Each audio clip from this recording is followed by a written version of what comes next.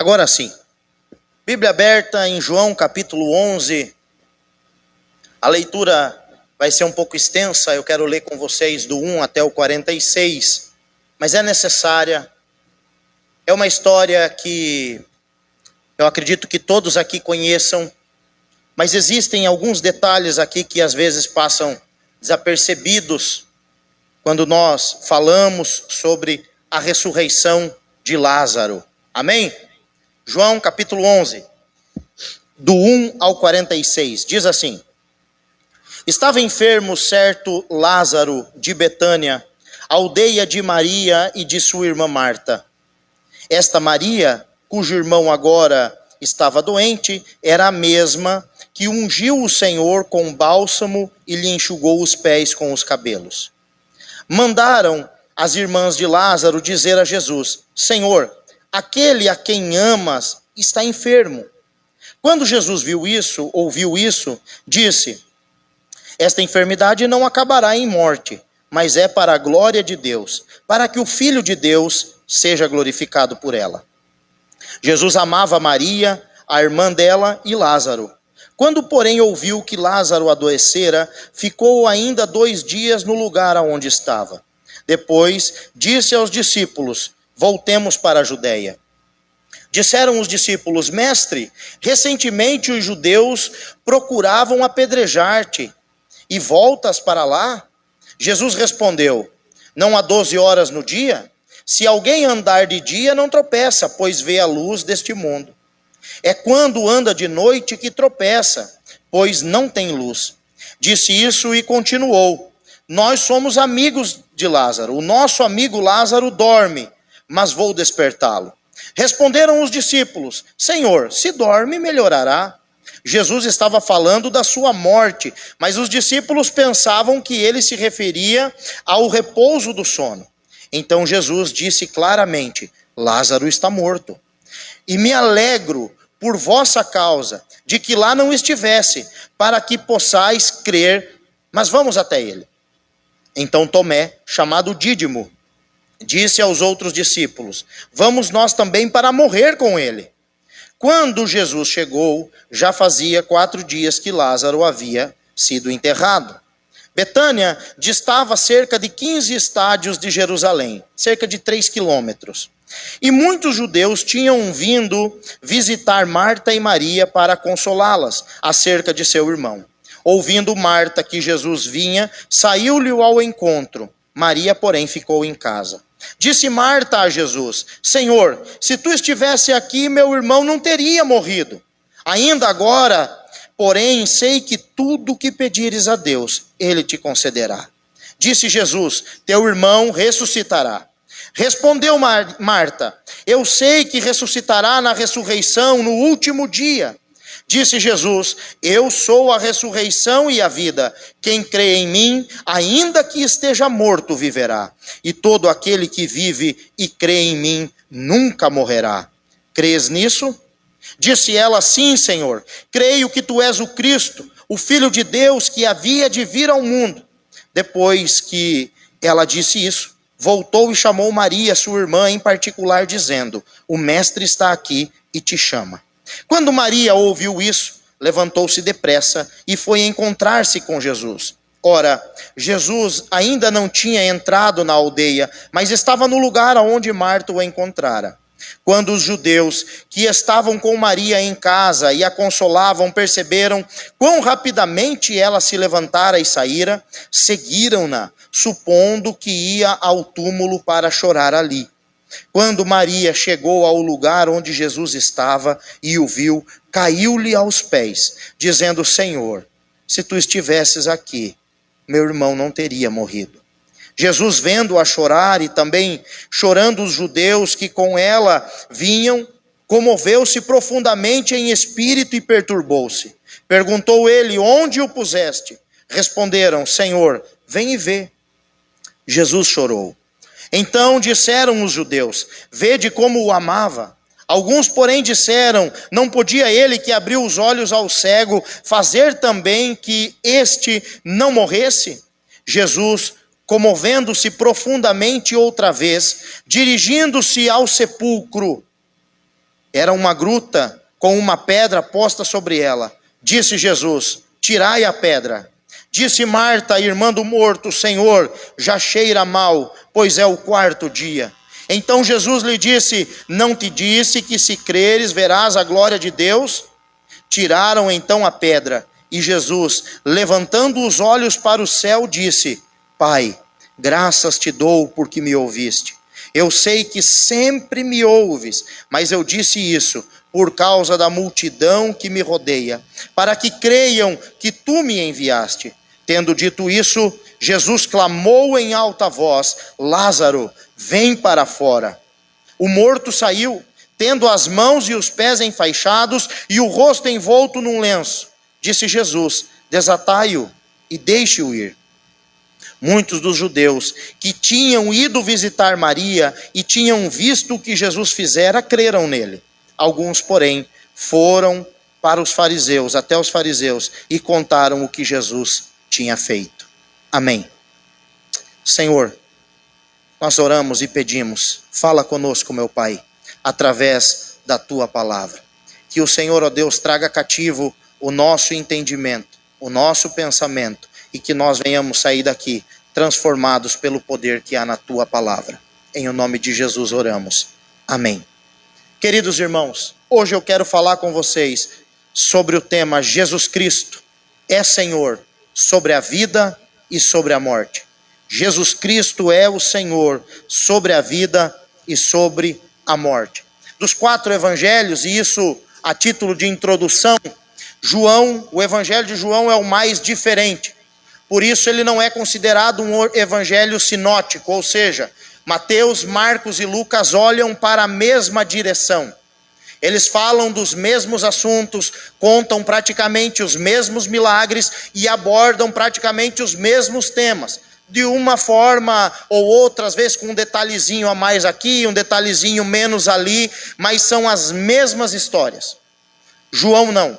João de todos esses é o mais diferente, porque João escolheu um outro caminho para tecer o seu evangelho. João ele vai escolher 7 afirmações de Jesus Cristo, dizendo: eu sou o caminho, eu sou a porta, eu sou o bom pastor. 7 afirmações de Jesus dizendo eu sou, e também 7 sinais, ou 7 milagres. Por que que João vai escolher 7 sinais? Quando você vê uma placa de um quebra-mola, o que que é aquilo ali?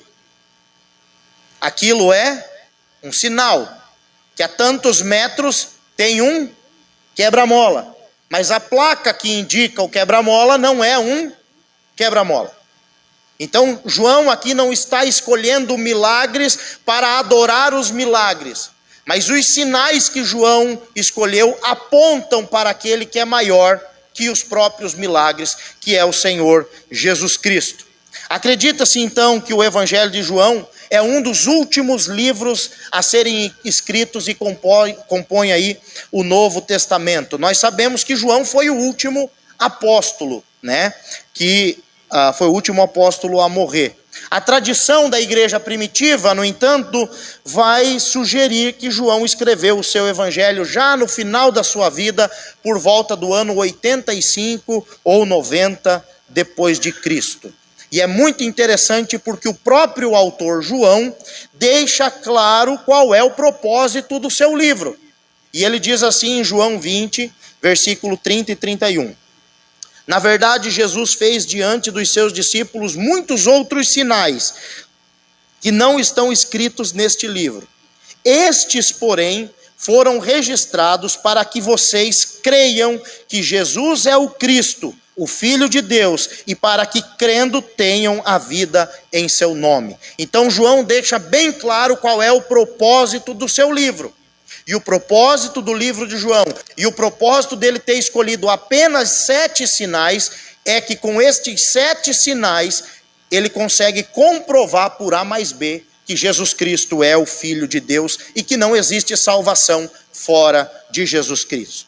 Os 7 sinais que João escolheu são estes. O primeiro, a transformação da água em vinho no casamento em Caná da Galileia. E esse não só foi o primeiro milagre que João escolheu, mas foi o primeiro milagre que Cristo realizou. Está lá em João capítulo 2. O segundo milagre, a cura do filho de um nobre, João capítulo 4. O terceiro, a cura de um paralítico no tanque de Betesda, João capítulo 5. O quinto, a multiplicação de pães e peixes, João capítulo 6. O sétimo, Jesus caminhando por sobre o mar da Galileia, ainda no capítulo 6.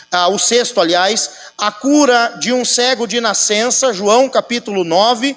E por último, o sétimo milagre de Jesus, a ressurreição de Lázaro. O quinto milagre, que eu me embananei aqui, falei o sétimo, mas é o quinto, que é Jesus andando sobre o mar, João capítulo 6, do 16 ao 21. Quando João escreve sobre Jesus e sobre o que Jesus realizou, ele está dizendo o seguinte: quando João escreve sobre Jesus ter transformado água em vinho, multiplicado pães e peixes, e ter andado sobre o mar, João está apontando para a divindade de Jesus Cristo. Quem, senão Deus, é capaz de manipular a natureza e suspender as próprias leis que ele mesmo criou? Quem é capaz de desafiar a lei da gravidade e caminhar em cima do mar? Quem é capaz, senão Deus, de manipular os elementos e transformar água em vinho? Quem é capaz de multiplicar os elementos, senão o próprio Criador de todas as coisas? Então João, ao escolher esses sinais, ele está dizendo: Jesus de Nazaré é o Criador de todas as coisas. Ao relatar que Jesus curou à distância um jovem, que Jesus curou um homem que fazia 38 anos que estava paralítico na frente do tanque de Betesda e que curou um cego de nascença, João quer nos mostrar que Jesus Cristo tem poder sobre a miséria humana. Porque o salário do pecado é a morte. As doenças, a morte, as mazelas são todas consequências do pecado. E João então está mostrando que Jesus Cristo, e somente Ele, pode perdoar pecados e também livrar o ser humano da sua miséria. E finalmente, no capítulo 11, com o último milagre, que é a ressurreição de Lázaro, João está apresentando aqui para nós Jesus Cristo como aquele que tem poder final e definitivo sobre a morte. Jesus tem o poder sobre a morte. Não existe dúvidas, então, sobre qual é o objetivo do livro de João. E nós vamos, em cima deste último milagre, estudar e tirar algumas lições para as nossas vidas. Irmãos, não existe nada mais doloroso na vida de alguém do que você perder um ente querido. Não existe dor tão profunda, não existe dor tão grande, é uma dor indescritível. Nenhuma perda financeira supera a perda de um ente querido. Por quê? Apesar de contas, casa, carro, moto, dinheiro, bens, riquezas, tudo isso se recupera. Mas a vida de uma pessoa é insubstituível. A família de Lázaro era muito querida e amada por Jesus, como nós vemos no versículo 3. E as irmãs falaram: olha Jesus, o teu amigo Lázaro, a quem o Senhor ama, ele está doente. Então vem visitar ele, porque ele está precisando de você. Lázaro era alguém muito especial para o Senhor Jesus Cristo. E não só para Jesus, mas também para todos os discípulos. Veja o que Jesus Cristo disse no versículo 11. Tendo dito isso, acrescentou: o nosso amigo Lázaro adormeceu, mas vou para lá para despertá-lo. Mesmo depois de Lázaro ter morrido, Jesus ainda chamava ele de amigo. E isso nos leva, irmãos, a um ponto muito importante que nós devemos notar. Que mesmo Jesus sendo quem era, Jesus tirava um tempo para cultivar boas amizades, relacionamentos. Nós não fomos criados para andar só, não. Sabe, irmãos, às vezes, na hora do tampar o caixão, as coroas de flores são tão grandes, os buquês são tão chiques, mas em vida aquela pessoa não ganhou sequer uma rosa. Sabe por quê? Porque muitas vezes o remorso é maior do que a gratidão. Nós devemos cultivar boas amizades, tirar um tempinho, mesmo Jesus sendo quem era, ele cultivava boas amizades. Diz aí o versículo 5, ora, Jesus amava a Marta e a irmã dela e também a Lázaro. Nós podemos afirmar, irmãos, que não só a vida de Jesus impactou a vida desta família, mas que também a família, a amizade dessa família impactou a vida de Jesus. Jesus amava eles porque eles eram seus amigos. Versículo 33 do texto vai dizer o seguinte: quando Jesus viu que ela chorava e que os judeus que a acompanhavam também choravam, agitou-se e comoveu-se no seu espírito. Aquela família era importante para Jesus, fazia diferença, o sofrimento deles causou sofrimento em Cristo. Por quê? Porque eles eram amigos. Sabia que Jesus quer ser seu amigo? Jesus quer ser o seu amigo, e ele diz isso lá em João 15:15, já não chamo vocês mais de servos, mas sim de amigos, porque o servo não sabe o que faz o seu senhor, mas eu não omiti nenhuma das coisas para vocês. Jesus quer ser o seu amigo. Uma questão, irmãos, que eu escuto muito, uma pergunta que eu escuto muito é: por que é que coisas ruins acontecem com pessoas boas? E talvez você já fez essa pergunta. Por que é que coisas ruins acontecem com pessoas boas? Veja, no caso de Maria e de Marta, elas eram amigas de Jesus. Diz o texto que Jesus amava elas.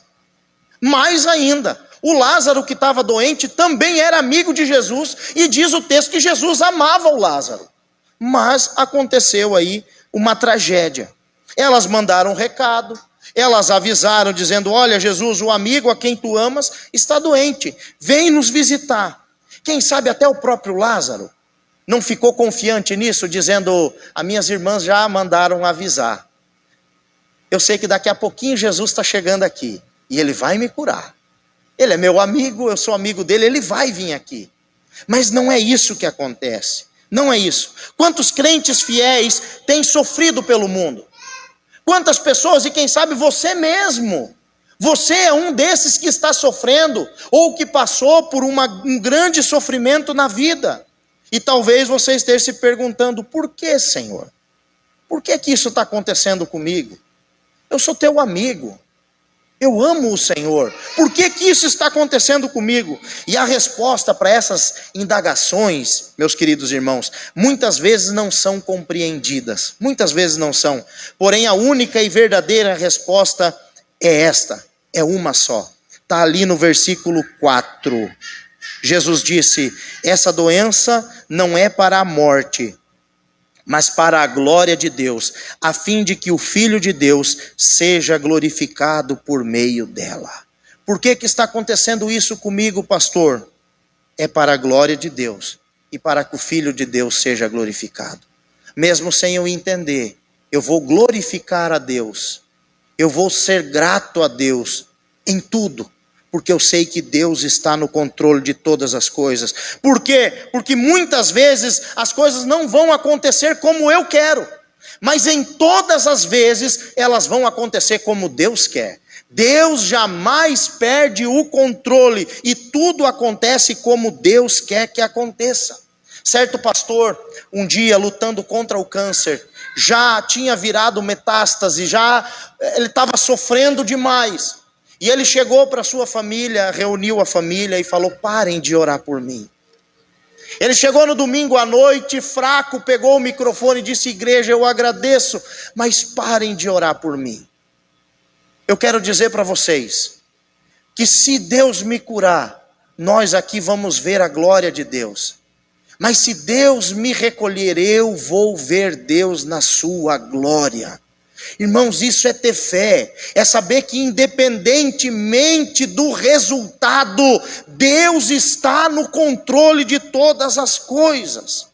Outro ponto que nós devemos destacar é que muitas vezes Deus usa essas situações dificílimas da vida que nós enfrentamos para alcançar outras pessoas.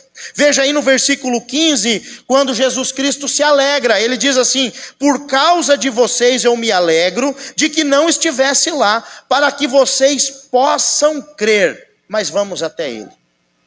O apóstolo Paulo, ao orientar a igreja, ele vai dizer assim em 2 Coríntios 1,6: se somos atribulados é para consolo e salvação de vocês, se somos consolados é também para consolo de vocês.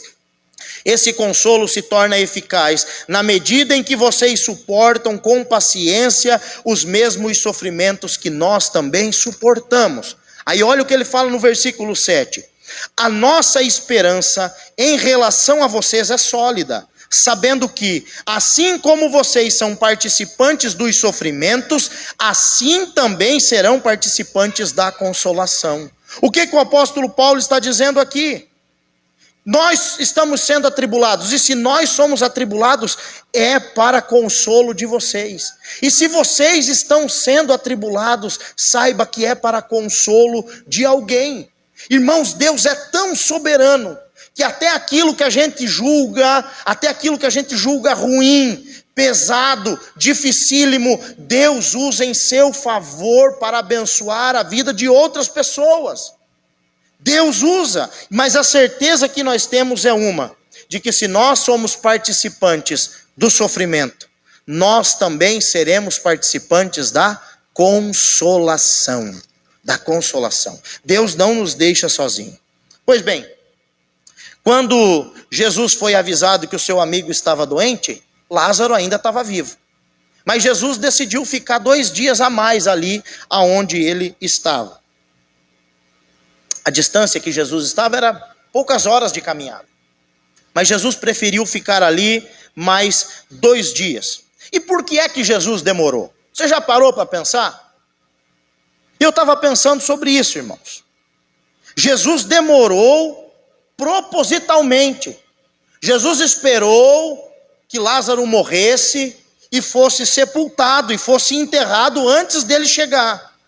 Ele demorou para testá-los, para testar a fé, e não foi fácil para aquelas irmãs entenderem a demora de Cristo, porque as duas chegaram e falaram a mesma coisa para o Senhor: se tu tivesse chegado aqui antes, o nosso irmão não teria morrido. Jesus demorou para que o seu desafio louvasse e honrasse a Deus. Se Jesus tivesse ido imediatamente e curado a Lázaro, ele só teria operado mais um milagre.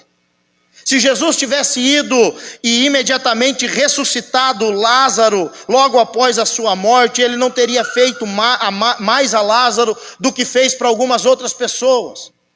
Mas não, Jesus, ao demorar tanto, Cristo teve a oportunidade de fazer a Lázaro o que ele não tinha feito a ninguém. E ninguém mais ele fez dessa maneira. Depois que Lázaro tinha morrido, estava devidamente sepultado e as suas irmãs tinham dado o último adeus, Jesus Cristo então do nada levanta no versículo 7 e diz: vamos voltar para a Judeia. E aqui começa uma discussão entre os discípulos, porque os discípulos não achavam necessário ir para Betânia. Talvez os discípulos começaram a pensar da seguinte maneira, e se fosse eu e você, pensaríamos igual: poxa, Senhor, o Senhor recebeu a notícia já tem alguns dias. Quando o Senhor recebeu a notícia, o Senhor mesmo falou que essa doença não era para a morte, que era para a glória de Deus. E agora, do nada, o Senhor quer ir para lá, por quê? Para a gente chegar em Betânia, nós vamos ter que passar em Jerusalém. E eu quero lembrar o Senhor que há poucos dias atrás tentaram apedrejar o Senhor em Jerusalém. Está aí no versículo 8 da sua Bíblia. Há poucos dias tentaram te matar lá em Jerusalém. E aí Jesus vai dar uma resposta para eles. Versículo 9 e 10. Que muitas vezes dá um nó na nossa cabeça a resposta de Jesus. E Jesus respondendo disse: não é verdade que o dia tem 12 horas? Se alguém andar de dia, não tropeça, porque vê a luz deste mundo. Mas se andar de noite, tropeça, porque nele não há luz. O que é que Jesus quis dizer com isso, irmãos?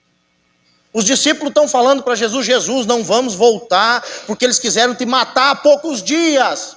E Jesus olha para os discípulos, em vez de dizer, não, fiquem tranquilos, Jesus parece que faz um enigma, e fala, olha, o dia tem 12 horas, quem caminha debaixo da luz não tropeça, só tropeça aquele que caminha de noite. O que significa isso? O que significa isso? Jesus estava dizendo o seguinte, olha, existe um espaço, existe um tempo que o Pai determinou, e eu não vou morrer antes que se cumpra esse tempo.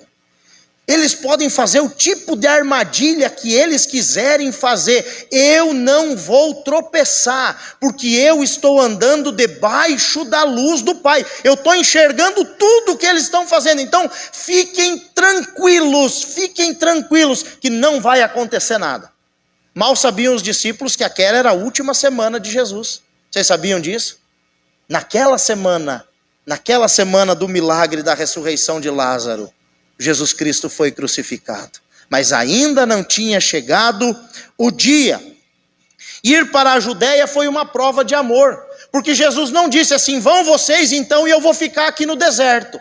Muito pelo contrário, ele disse vamos. E eu quero aqui enfatizar, meu irmão, não interessa onde você esteja caminhando, se você é um servo de Deus, Jesus Cristo está do seu lado. Ele está contigo, ele não tem medo de caminhos perigosos. A palavra nos diz que até mesmo no vale da sombra da morte, o Senhor está junto conosco. Jesus não nos abandona. E mesmo depois de tanta explicação, os discípulos não entenderam nada, irmãos. Aí vem Jesus e diz o seguinte, vamos para lá que Lázaro está dormindo. Aí teve um dos discípulos que disse, mas então está dormindo, ele está bem, Senhor. Pensando ele que era o repouso do sono. E aí Jesus tem que falar claramente para os discípulos, olha, Lázaro morreu. Jesus usa o eufemismo do sono. Tem gente que usa esse eufemismo do sono para criar uma doutrina do sono da alma. Não, irmãos. Jesus, quando ele dizia que a pessoa adormeceu ou dormiu, era uma maneira carinhosa de dizer que aquela pessoa tinha morrido. Pessoa tinha morrido. Mas aí no versículo 14 ele diz claramente, Lázaro morreu. Os discípulos, aliás, estavam com medo da hostilidade dos judeus, mas no final criaram coragem e falamos, bom, Tomé tomou a palavra e disse, já que é para ir, já que o Senhor não vai desistir da viagem, então vamos juntos, nem que seja para morrer junto com o Senhor. Versículo 16, então Tomé, chamado Dídimo, disse aos outros discípulos, vamos também nós para morrer com o mestre. Note que Tomé estava animado, né? Mas no dia da crucificação, quando eles foram pegar mesmo Jesus, a Bíblia diz que todos os homens, todos os discípulos fugiram. Contra todas as previsões e contra todas as opiniões, Jesus chegou em Betânia. Não sei como a Marta ficou sabendo, nós lemos isso. E ela foi ao encontro de Jesus. E ela foi ao encontro do Senhor Jesus Cristo. Realmente, irmãos, para nós esse é o último e o principal obstáculo e problema que não tem solução, a morte. E o versículo 17 vai dizer que Lázaro já estava morto há quantos dias? 4 dias. Não sei como a Marta ficou sabendo e ela então vai até o encontro de Jesus na entrada da cidade. E ao chegar próximo aonde Jesus estava, Marta despeja o seu coração, ela abre a alma perante aos pés do Senhor, ela desabafa aquilo que está no seu coração, e ela diz no versículo 21, se o Senhor estivesse aqui, o meu irmão não teria morrido. Se o Senhor estivesse aqui, o meu irmão não teria morrido. E eu fico imaginando, irmãos, a figura dessa mulher, e eu queria que você imaginasse junto comigo. Imagine uma mulher sofrida, uma mulher com os vestidos tudo sujo de poeira, por sair correndo da sua casa e encontrar o Senhor na entrada da cidade. Imagine essa mulher chegando até Jesus, ela está com o rosto inchado de tanto chorar, os olhos vermelhos de tanta lágrima, as mangas, talvez da roupa, já úmida de tanto secar os olhos. Essa mulher não chega cheia de demagogias. essa mulher rasga a alma e ela diz aquilo que ela está sentindo: Senhor, se o Senhor estivesse aqui, o meu irmão não teria morrido. Contudo, Marta, mesmo diante da dor e do sofrimento, ela dá uma declaração no versículo 22, dizendo assim: mas também sei que mesmo agora, tudo que o Senhor pedir a Deus, o Pai o concederá. Tudo que o Senhor pedir, mesmo agora, eu sei. Oh, meus irmãos, Marta não tinha perdido o emprego. Marta não estava com dor nas costas. Marta não tinha sido humilhada. Marta não estava com síndrome de perseguição. A Marta tinha sepultado o irmão que ela amava. E por que eu estou falando isso? Porque muitas vezes essas pequenas coisas fazem com que nós viremos as costas para o Senhor. E a Marta, mesmo diante dessa dor, ela chega e diz: Senhor, mas eu sei que até agora, se o Senhor pedir para o Pai vai restaurar a vida ao meu irmão. Nós precisamos ter essa intensidade da vida da Marta. Nós precisamos ter essa intensidade. Ela sabia, meus queridos irmãos, quem era Jesus. Quem sabe ela mesma viu Jesus operando vários milagres e curando tantos outros doentes. Ela confiava na cura do Senhor Jesus Cristo. A certeza de Marta era que se Jesus tivesse chegado, o irmão dela não morreria. Mas agora, mesmo assim, mesmo diante do sofrimento, Marta aprendeu a guardar o melhor, e ela então declara: eu sei que mesmo agora, Senhor, mesmo as coisas não saindo conforme eu planejei, eu sei que se o Senhor pedir a Deus, Ele concederá. Imagine comigo, quantas vezes nos últimos 4 dias, as irmãs não repetiram essa frase: se o Senhor estivesse aqui, o nosso irmão não teria morrido. Jesus então respondeu para Marta: fique tranquila, ele vai ressuscitar. E aí a Marta tem um defeito que eu e você também temos. Parece que é um defeito de fabricação. Vem junto conosco, acompanha todo ser humano. Nós gostamos de dizer quando, como e onde Deus deve fazer as coisas. E a Marta disse: sim, eu sei que o Senhor vai ressuscitar ele no último dia. E Jesus está olhando para Marta e diz: Marta, tu não entendeu, eu estou aqui, e eu sou a ressurreição e a vida. Onde eu chego, a vida chega, é hoje que ele vai ressuscitar. Você crê nisso, Marta? E ela diz: eu creio, Senhor. Eu creio que tu és o Cristo.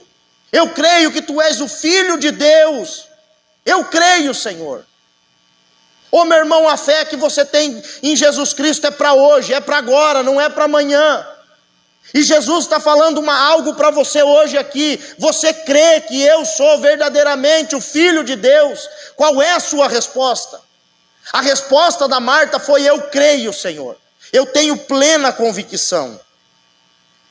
Eu tenho plena convicção. Então a Marta sai, vai para casa, chama a Maria.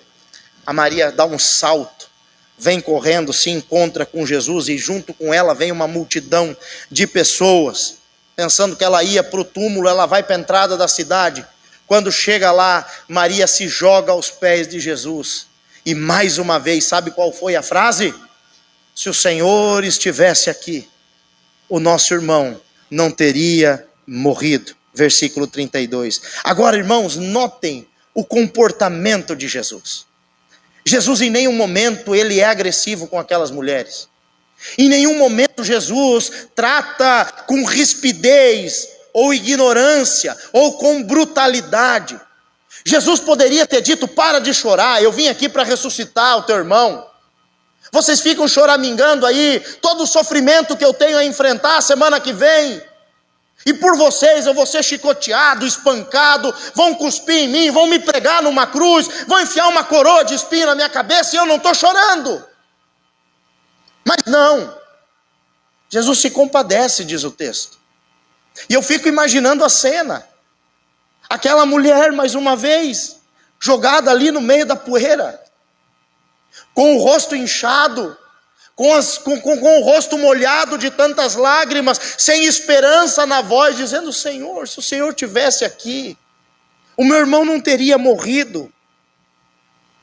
Quando Jesus viu que ela chorava, diz o texto, versículo 33, Jesus se comoveu, se agitou, moveu-se de íntima compaixão. E eu quero dizer uma coisa aqui para você: se existe alguém que se importa com o seu sofrimento, é Jesus Cristo. Os outros podem olhar e dizer, é um fingido, para que tanto escândalo? Para que tanto estardalhaço? Meu irmão, Jesus sabe que está doendo e Ele se importa com você. Ele se move de íntima compaixão e Ele é o único capaz de te consolar e te curar. Imediatamente Jesus disse, aonde vocês colocaram ele? Eu quero ver o túmulo. Eu quero ver o túmulo. E então, diante do túmulo, Jesus Cristo chorou, diz o texto. E isso, irmãos, é importantíssimo. Porque Jesus Cristo é o único mediador entre Deus e os homens. Por quê? Porque Ele é perfeitamente Deus e perfeitamente homem. Ao tempo em que Jesus está expulsando demônios, curando o cego de nascença, levantando o paralítico da sua paralisia, transformando água em vinho, caminhando em cima do mar, multiplicando pães e peixes e ressuscitando mortos, Jesus também se emociona e chora, sente dor e sente o sofrimento alheio. Jesus, como eu e você, sentiu o que nós sentimos. Diante do túmulo de Lázaro, o mestre dá uma ordem inusitada, uma ordem inesperada, para muitos uma ordem maluca. Qual é a ordem? Tirem a pedra. Tirem a pedra. Versículo 39. Jesus não pediu uma opinião, Jesus nem tampouco pediu um favor e nem deu uma sugestão. Diz o texto que ele ordenou: tirem a pedra. Tirem a pedra. Quando os judeus viram Jesus chorando, diz o texto que o grupo se dividiu, aquela multidão. Uns falavam assim, nossa, como ele o amava. Mas os outros começaram a falar mal, dizendo, se amava tanto, por que não veio antes? Se ele amava tanto assim, a ponto de estar chorando pelo amigo, ele deu vista ao cego, por que ele não veio aqui antes e curou o amigo dele para que não morresse? E nós podemos pensar então que algumas daquelas pessoas que estavam ali, também estavam lá na casa. E algumas pessoas são bem inconvenientes, irmãos. Eu quero deixar aqui um conselho.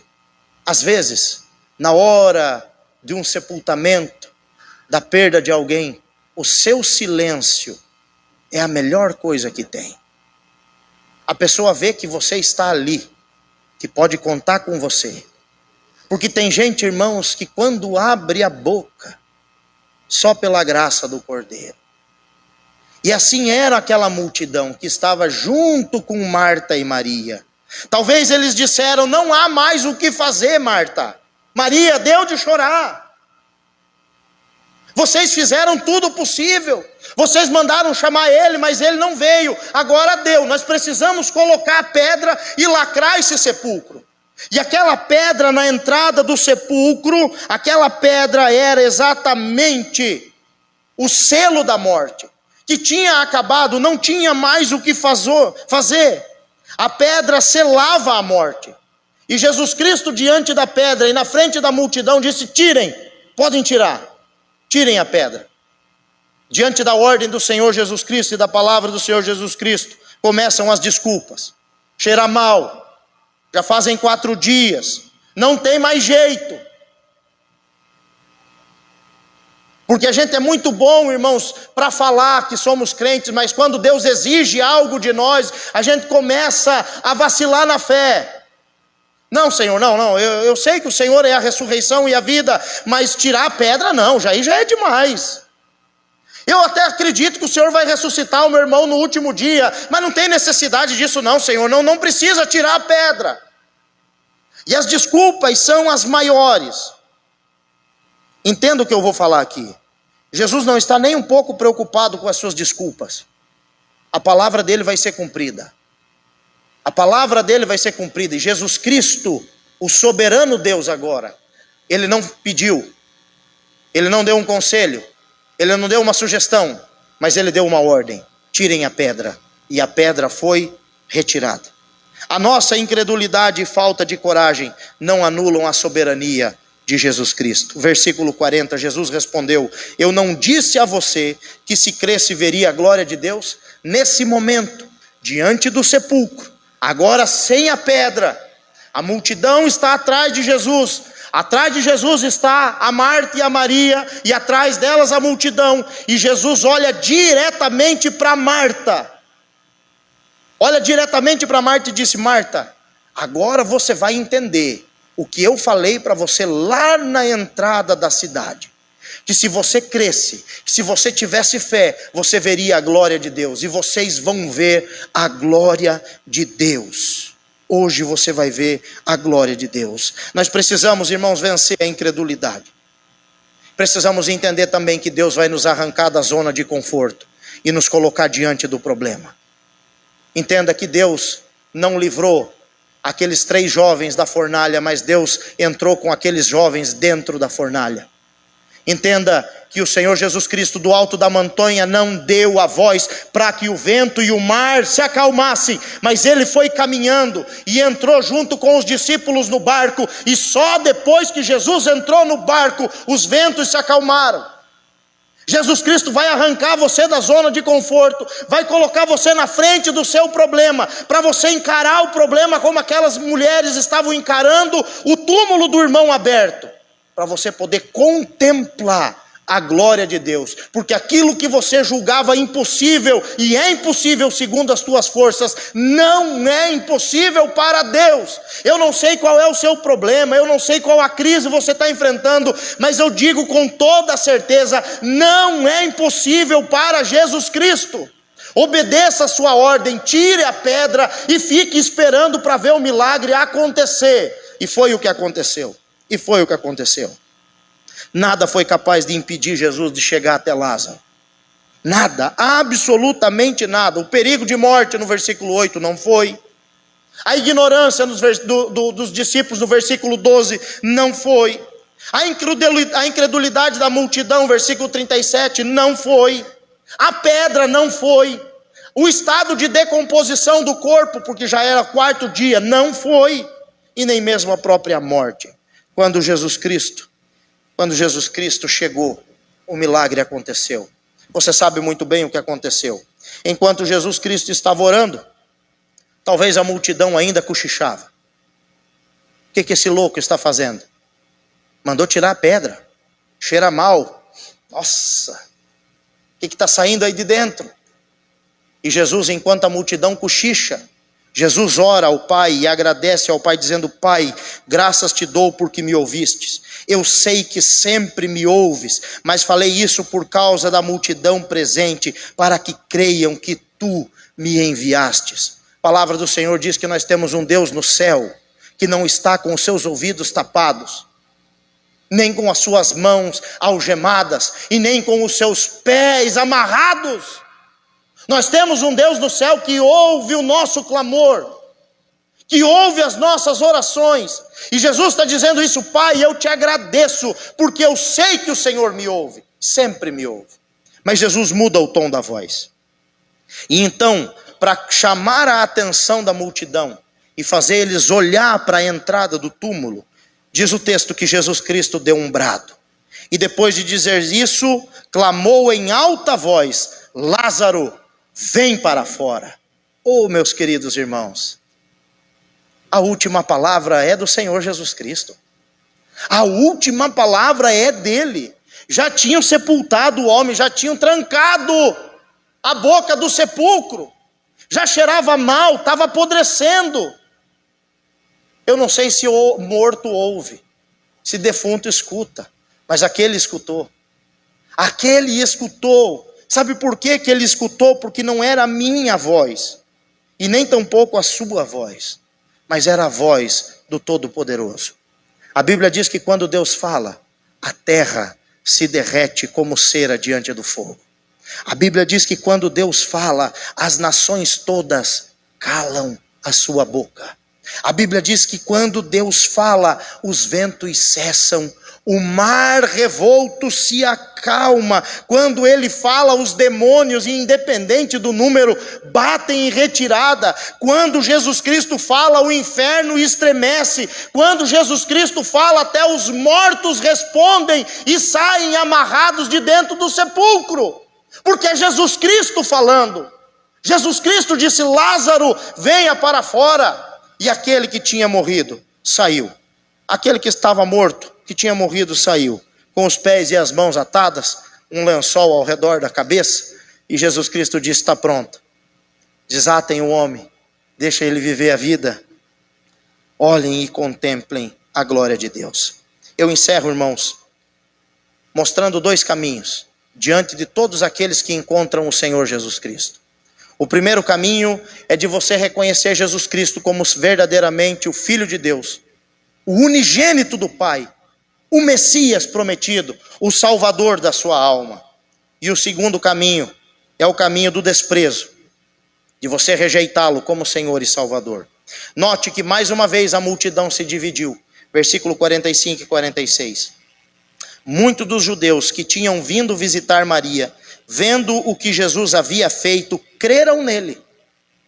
Outros, porém, foram até os fariseus e lhes contaram o que Jesus havia feito. Nós sabemos que depois dessa cura, foi tramado a morte de Jesus e também a morte de Lázaro. Mais uma vez queriam matar aquele que tinha morrido, porque segundo a vida dele, muitas pessoas estavam crendo em Jesus. E diante de Jesus Cristo, qual é a sua decisão? Você vai crer que ele é verdadeiramente o Filho de Deus? Ou você vai dizer: ele não tem poder para fazer isso, ele não consegue fazer? Porque a multidão se dividiu. Uns acreditaram, outros não acreditaram. Saiba, meu querido irmão e minha querida irmã, nada, absolutamente nada, pode impedir Jesus de chegar até você. Jesus Cristo enfrentou aquela madrugada pavorosa. Ele apanhou, ele foi preso, ele foi humilhado. Jesus Cristo enfrentou todos os açoites e ele levou aqueles açoites por mim e por sua causa. Ele foi envolto em um manto e fizeram chacota dele. Também lhe pregaram uma coroa de espinhos na cabeça. Mais do que isso, fizeram ele carregar uma trave, um lenho maldito, até um lugar chamado Caveira. E lá, nos pés e nas mãos, pelos pés e pelas mãos, Jesus Cristo foi pregado naquela cruz. Ele morreu para nos dar a vida eterna. Diante dessa mensagem, você só tem dois caminhos. Pastor, não tem caminho em cima do muro? Não tem um terceiro caminho. Ou você aceita Jesus Cristo e reconhece a sua obra e o aceita como seu único e suficiente Salvador. Ou você faz como parte da multidão fez, dá as costas para aquele que é o autor da vida, ele que é a ressurreição e a vida. Curve sua cabeça, eu quero orar pela sua vida. Paizinho querido, nós te louvamos, nós te agradecemos. Louvado seja o teu nome, meu Deus. Nessa noite, Senhor Jesus, nós estamos aqui reunidos para dizer que o Senhor é santo, santo, santo. E que o Senhor, ó Deus, é o Criador de todas as coisas.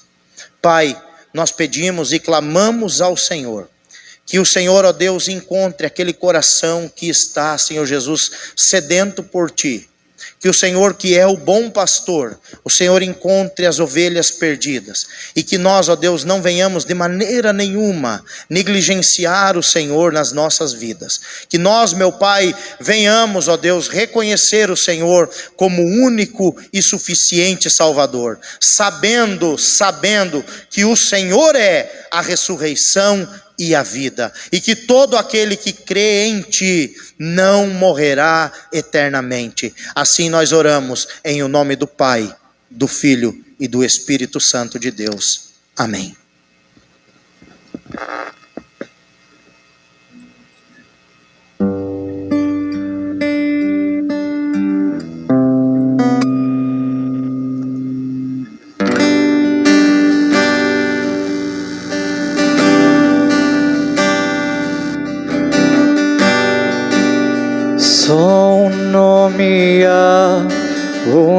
nome de Jesus, nome que traz cura, salvação. Só um nome há, o nome de Jesus.